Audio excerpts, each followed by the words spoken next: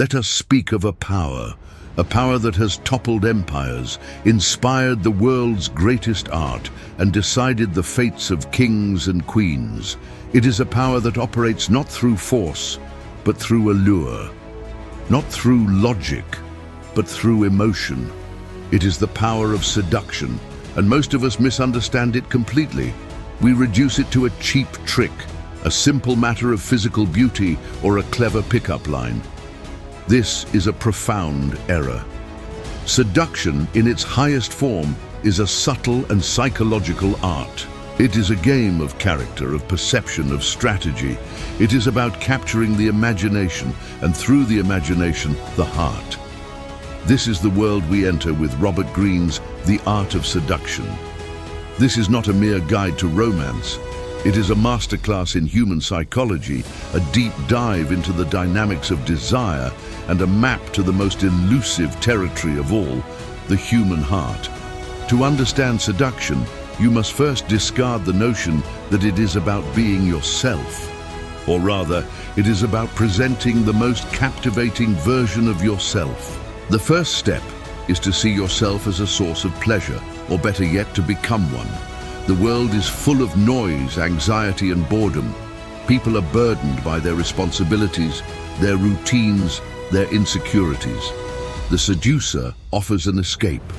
You are not adding to their burdens. You are providing a respite from them. This requires you to become a master of your own emotional state.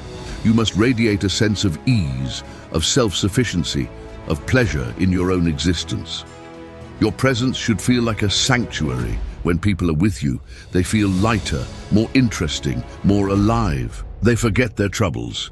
This is the foundation. You are not asking for anything. You are giving a gift, the gift of a delightful experience.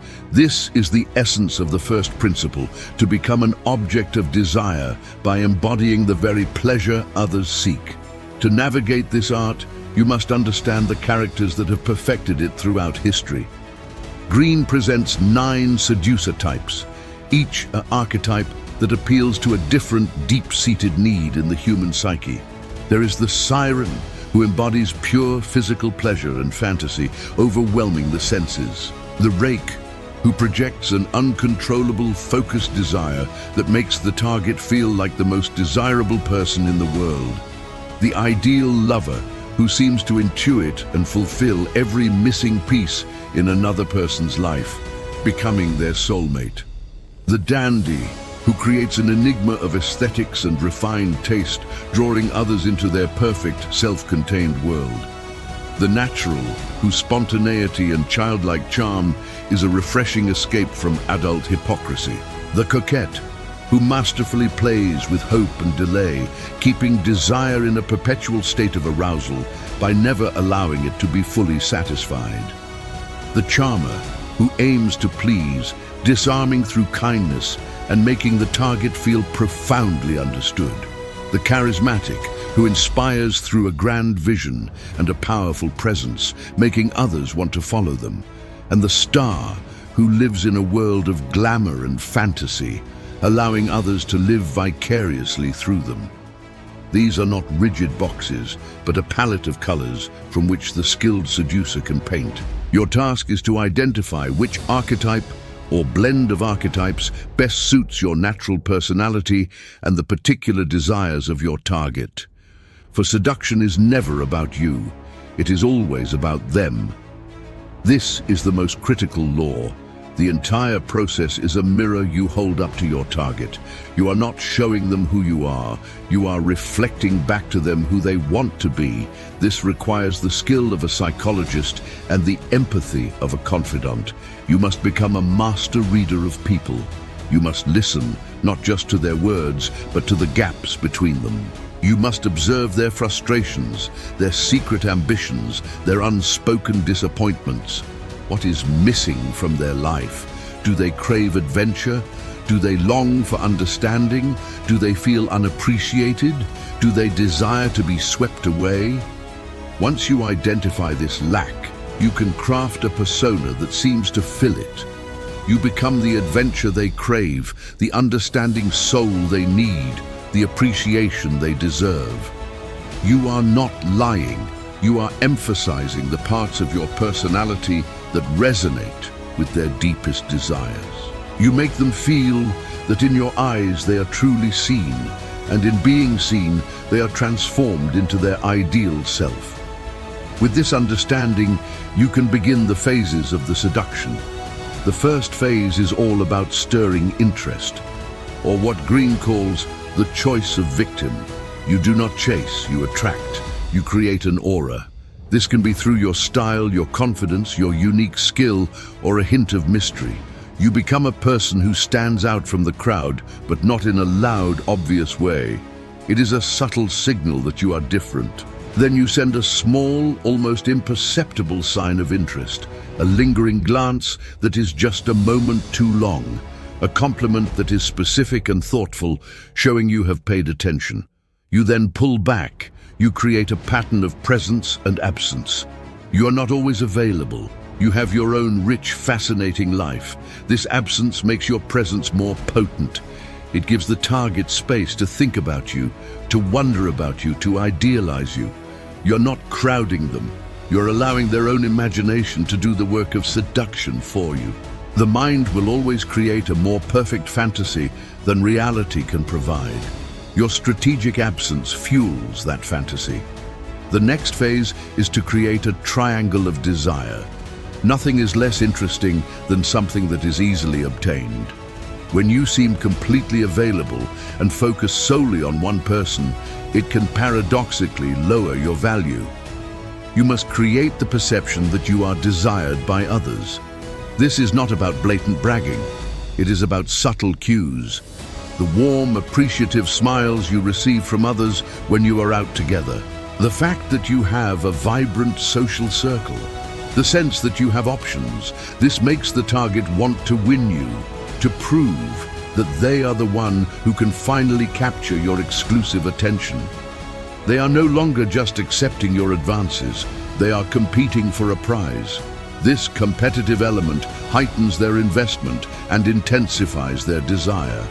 They are not just being seduced, they are now actively participating in the seduction, trying to secure your affections.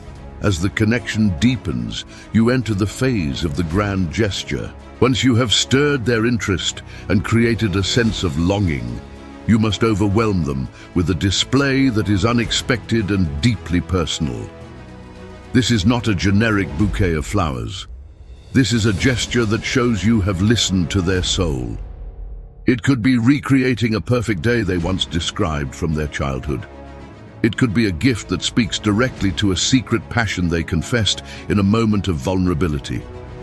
It could be an adventure that perfectly aligns with their deepest fantasies. The grand gesture proves that this is not a game, that you see them on a level no one else does. It is a moment of intense emotional impact that pushes the seduction to a new height. It makes them feel that what is happening between you is unique, fated, and profound. Throughout this process, you must master the art of language. Seductive talk is not about logic or facts. It is the language of the soul. It is poetic, ambiguous, and full of feeling. You use stories, metaphors, and shared confidences to create a world that the two of you inhabit. You speak to their emotions, not their intellect. You create a sense of intimacy by revealing small, vulnerable parts of yourself, which in turn encourages them to open up to you. This shared vulnerability is a powerful bond. Furthermore, you must be a master of non-verbal communication. Your gaze, your touch, your posture all speak volumes. A light, accidental brush of the hand that sends a jolt of electricity. A smile that seems meant only for them. Your body language should communicate confidence and openness, inviting them in while maintaining an air of self-control. Yet with all this power comes a critical warning and an essential choice. The world of seduction is filled with potential pitfalls. The greatest of these is the anti-seducer. These are the types who repel rather than attract. The brute, who is insensitive and overwhelming. The moralizer, who is rigid and judgmental. The tightwad, who is tense and unable to let go. The bumbler who is awkward and creates constant discomfort. The windbag who talks too much and listens too little. The reactor who is overly sensitive and easily offended. The star who is too self-absorbed. The crude who lacks refinement. The poseur who tries too hard. You must constantly guard against these traits in yourself. Seduction requires finesse, patience, and a genuine focus on the other person's experience. Any trace of neediness, desperation, or selfishness will poison the entire process. Ultimately, the art of seduction presents you with a choice. You can use these strategies for transient, selfish gains to accumulate conquests and feed your ego. This path leads to emptiness, paranoia, and a hollowing out of your own character. Or you can approach it as a true art form. You can use these psychological insights to create deeper, more meaningful connections. You can use them to break down the walls that people build around themselves, to create moments of genuine magic and intensity, to make someone feel truly desired and alive. The highest form of seduction is not about taking, but about giving an unforgettable experience.